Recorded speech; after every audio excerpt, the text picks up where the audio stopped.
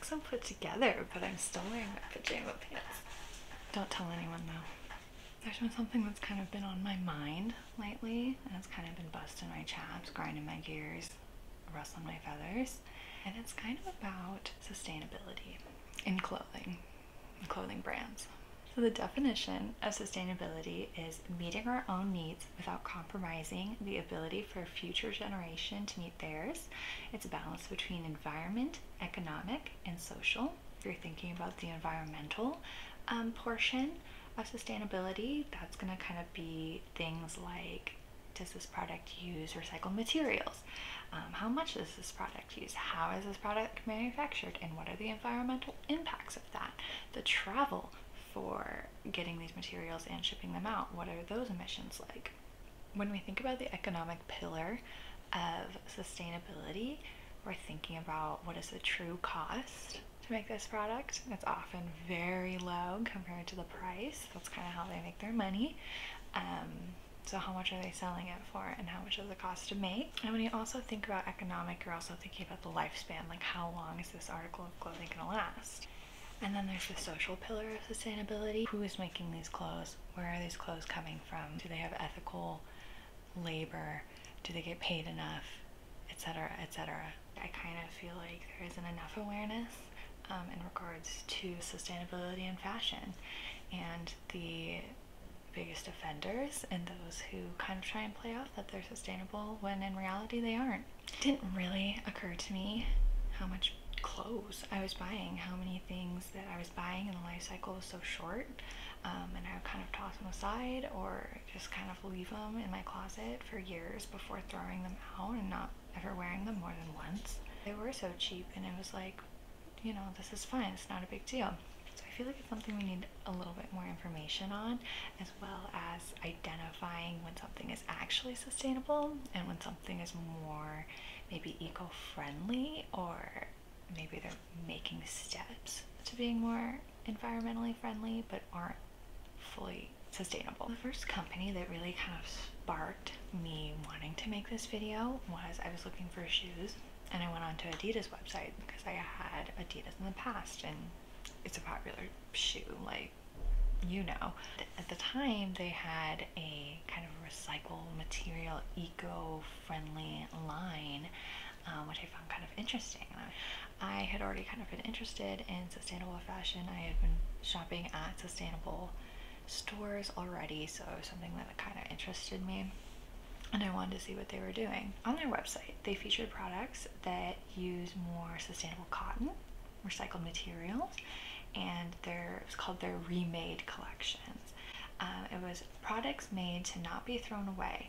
When it came to this kind of product line that they were featuring, it was, at the time, it was like right on their website. You'd think that there would be more information, but when you kind of click and you kind of go to that sustainable environmental website, there really wasn't anything. Like, there were words, but they didn't really mean much. For example, if you collect the products that use sustainable cotton, it would pop up with items that it said that they would use from more sustainable cotton farms, but no other information regarding that. Not really where or what their other products that use cotton are coming from.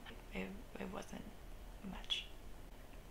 But we can't all be perfect, so I was looking around for some more information, but there was none. There was really no information given about their impacts on the environment and how those are contributing and helping from what they usually do. Kind of goes the same for their recycled materials. You couldn't really find anything about it. It wouldn't even say which parts of the product were made from recycled materials, which is kind of important because there are parts of products that just aren't able to be made in recycled materials, and it's not uncommon for sustainable brands to give that breakdown of like what is making it sustainable, how is it sustainable. You're saying it, but are you really doing anything?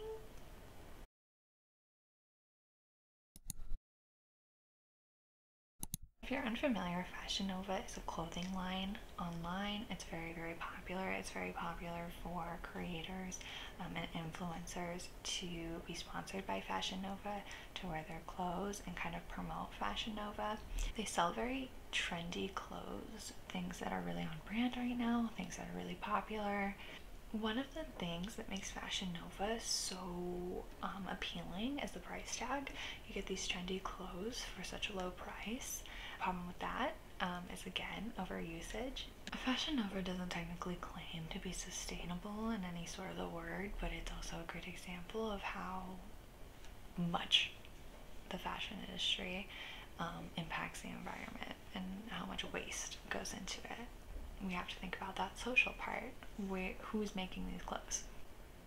Fashion Nova even has some folks who make their clothes in Los Angeles. People assume that if something's made in the USA that it's going to be ethical or they're going to get paid a living wage. There is a New York Times article talking about how Fashion Nova underpays their workers severely in Los Angeles. There are workers who are making these clothes for $2.66 an hour. That's peanuts in Los Angeles. It's peanuts anywhere, but.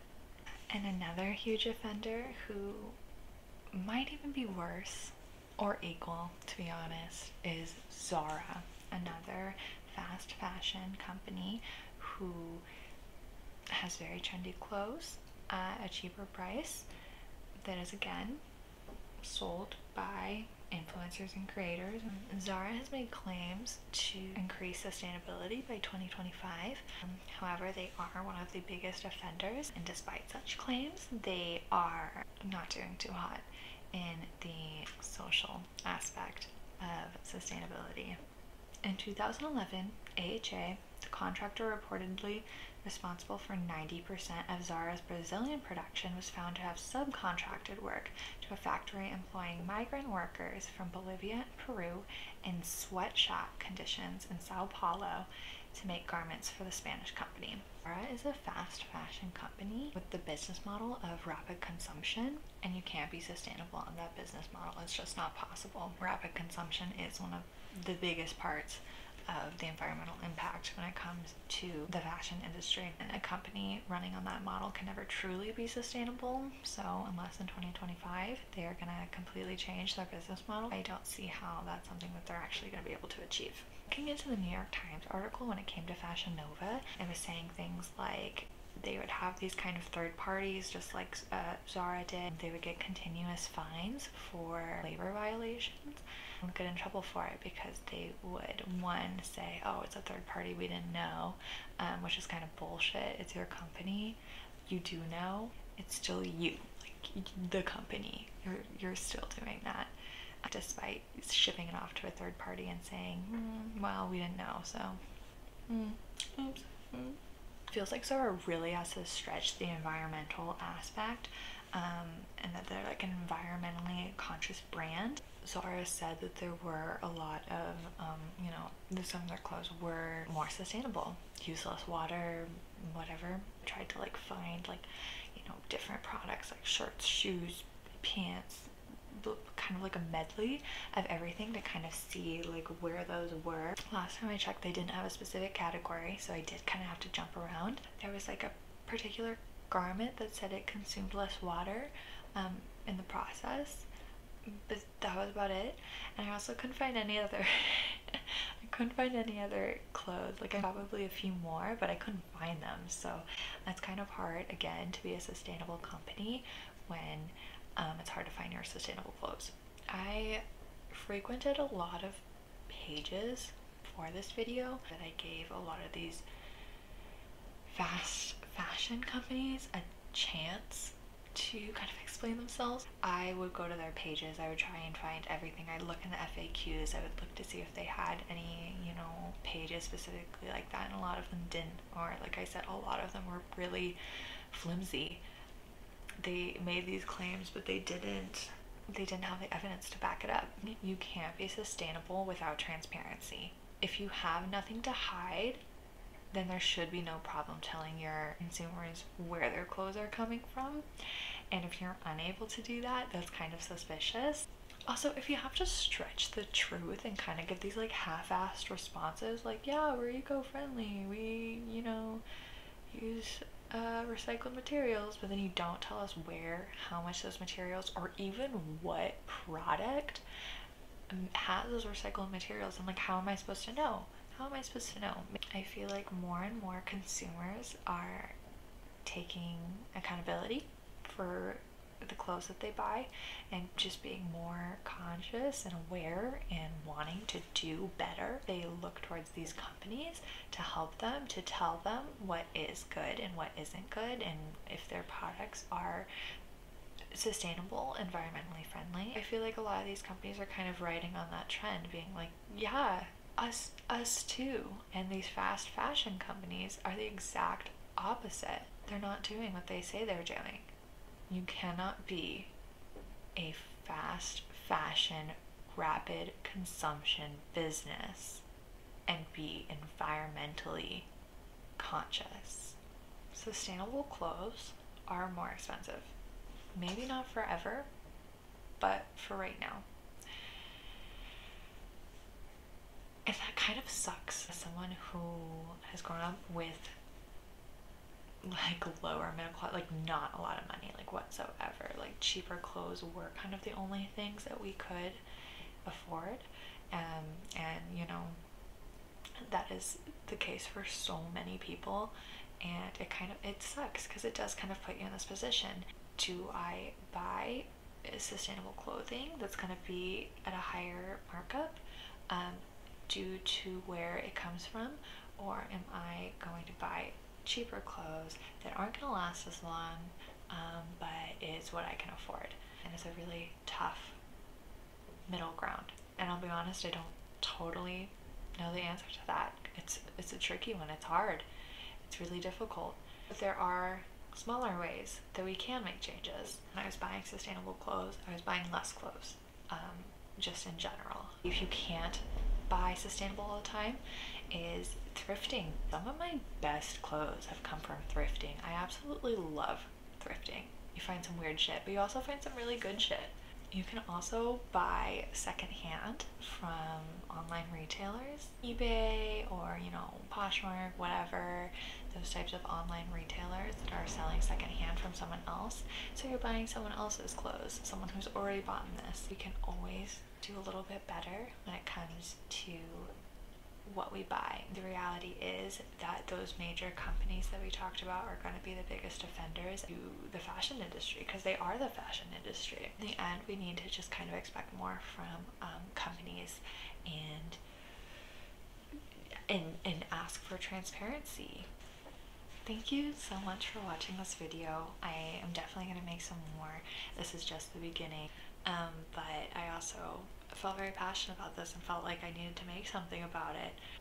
If it helps anyone else, you know, realize or maybe make subtle changes, even just, you know, buying secondhand or thrifting more rather than consuming new products, then that's all I could ask for.